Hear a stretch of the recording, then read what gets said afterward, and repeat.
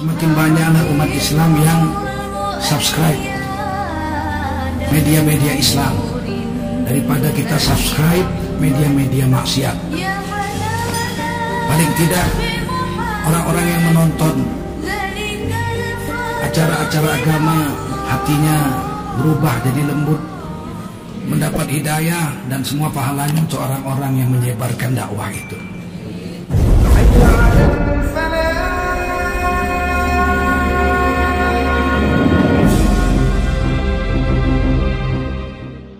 Tradisi keilmuan. Kenapa sekarang banyak anak-anak malas belajar? Apalagi sekarang dengan belajar jarak jauh dengan online.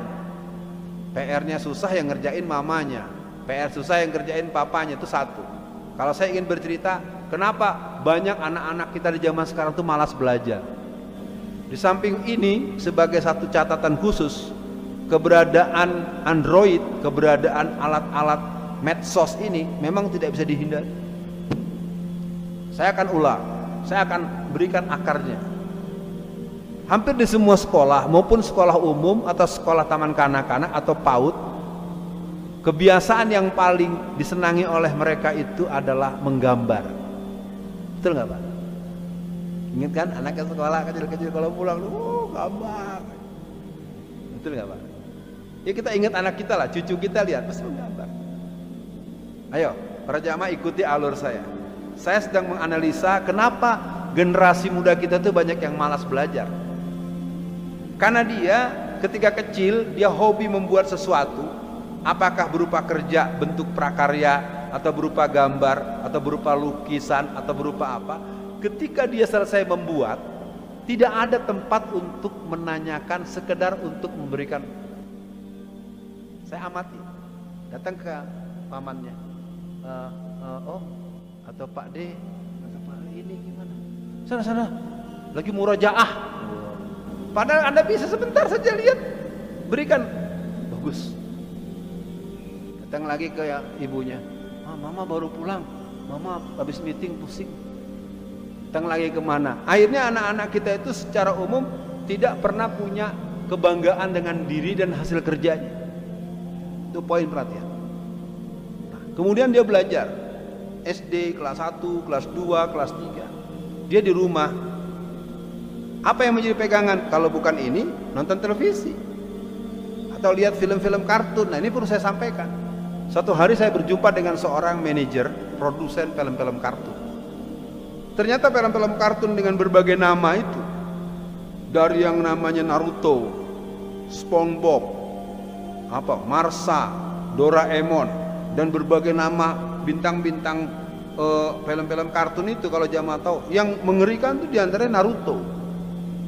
Di edisi ke-71 maupun edisi ke-80-an itu Naruto, sebuah film yang bertajuk film kartun dari Cina atau dari Jepang itu ternyata memuat hal-hal yang sangat tidak pantun. Itu memuat bagaimana pola hubungan suami istri yang tahan lama. Pernahkah kita tahu bahwa filman yang kita tonton di anak-anak kita itu seperti itu? Ya, ini saya ingin mengatakan, memang tadi sempat saya berbincang dengan tim media ini, saya memang basic saya ilmu pendidikan. Saya dosen spesialis ilmu pendidikan. Maka kalau saya bercerita begini, mengapa anak-anak kita malas? Ya pertama, dia mulai rajin bikin macam-macam, sekedar diberikan apresiasi, bagus, good point, nggak ada. Nah, sana papa capek, Abi capek, Abi baru pulang, Abi habis isi taklim. Apa sih susahnya Abi sebentar aja lihat tuh gambar anak. Nah, SD kelas 1, kelas 2, kelas 3 asik nonton TV, asik main game. Ma, udah jam 9, aku belum bikin PR. Apa kata mamanya? Kata uminya, tenang, nanti PR-nya mama buatkan. Ya bobo. Ini fakta loh. Kalau kita mau introspeksi diri, karena saya sering katakan, dalam kehidupan masyarakat di negeri ini, banyak orang sekolah tinggi, banyak orang belajar sampai tingkat yang paling mentok, sampai S3 doktor, tetapi sering sikapnya itu tidak mendidik. Akibatnya apa? Si anak udah punya pikiran nih, kalau PR-nya susah, aku pura-pura ngantuk aja, besok dibuatin mama. Poin kedua. Apalagi Ketika dia mulai tamat SD, masuk SMP, atau secara umum ya kita katakanlah kalau pesantren juga pilihan-pilihan yang harus kita pilih. Tetapi secara umum yang saya katakan, ketika anak itu mau masuk sekolah lanjutan, lalu kemudian dia berhadapan dengan satu situasi, apakah seleksinya, apalagi kan sekarang sudah tidak ada ujian nasional, berarti tidak ada NEM, berarti nanti ada seleksi. Kalau seleksi kan berarti ada tes lagi tuh saringan masuk. Kita positif aja, positive thinking aja. Ma, aku lulus nggak ya ma masuk ke sekolah negeri? Aku lulus nggak ya masuk ke sekolah itu? Aku ini kan, oh tenang.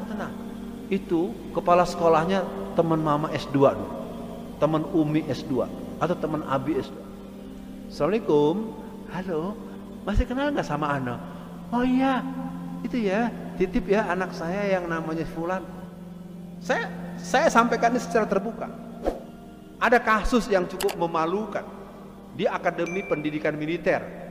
Ada seorang bintara atau seorang pendidikan khusus tentara itu dipulangkan karena dia masuknya atas disposisi dari pemimpin Solo yang sedang memimpin Indonesia. Malu, pakai seragam tentara, setiap latihan dia tidak ikut, latihan fisik tidak ikut, orang mah di barak dia mintanya di tempat yang mewah, kasur dan kamar ber-AC. Akibatnya latihan-latihan lain ini karena biasa tidur enak, biasa makan enak, dimanja, ibunya datang juga maksa-maksa ke bagian pendidikan. Jadi itu menjadi berita luas loh kalau mau tahu. Nah, kalau sikap-sikap seperti itu berjalan terus, maka kita akan heran bahwa di negeri ini kayak apa. Contoh lain misalnya, satu hari di Fakultas Kedokteran UI itu ada seorang mahasiswa yang setiap mata kuliah dasar-dasar ilmu kedokteran itu kalau bahasa Jakarta tuh cengak-cengok. Kan ada ya orang sekarang begini kalau ngomong. Ada kan? Yang kalau ngomong begini. Ada nggak? Jangan paksa saya nyebut nama, ntar kena ITE lagi. Ada gitu? Nah, anak ini mahasiswa Fakultas Kedokteran UI. Dia tidak bisa mengikuti mata kuliah, padahal mata kuliah awal, semester awal. Lalu dilacaklah di sekarang namanya apa, dulu saya namanya Sipermaru apa SPBN segala macamnya saringan. Setelah dilacak ternyata anak ini masuk menggunakan jasa joki. Itulah sebenarnya kalau dipahamkan secara pemahaman terminologi yang namanya korupsi.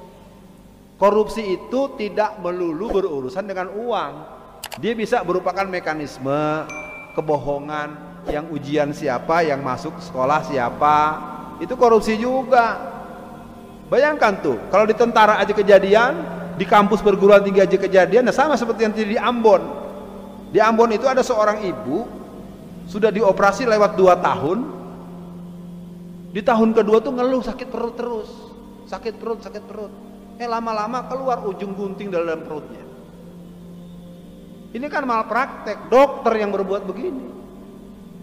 Jangan lalu nanti disampaikan seperti saya hari ini, menjelaskan seperti ini, lalu dilapor lagi pencemaran nama baik. Ini membahayakan nyawa orang. Kok bisa jadi dokter mengoperasi seorang ibu, lalu kemudian guntingnya tertinggal dalam perut? Saya tidak bergurau, silakan dilacak. Artinya sebagai catatan pada pertemuan sore ini kita mencoba mengingatkan bagaimana Quran mengajarkan kebaikan, perbaikan, kejujuran, keadilan. Prinsip-prinsipnya sangat sederhana. Tetapi kesederhanaan ini membutuhkan keteladanan dan kewibawaan alami. Ini yang menjadi persoalan buat kita hari ini. Kita tidak pernah kekurangan orang pintar hari ini. Kita tidak kekurangan orang yang punya kemampuan akademis, tetapi kita kehilangan orang yang omongannya dengan perbuatannya itu agak connect gitu. Ini ada orang ngomongnya begini. Mudik nggak boleh, pulang kampung boleh. Jadi kita bingung, ini yang susah mencerna kita yang waras, apa yang ngomongnya ada kelainan, kita kan nggak ngerti jadinya. Mudik nggak boleh pak, pulang kampung boleh. Jadi gimana ini ya? Ada nggak jamaah yang bisa membantu saya agar saya tidak kehilangan akal? Jadi kita menghadapi satu negeri antah berantah.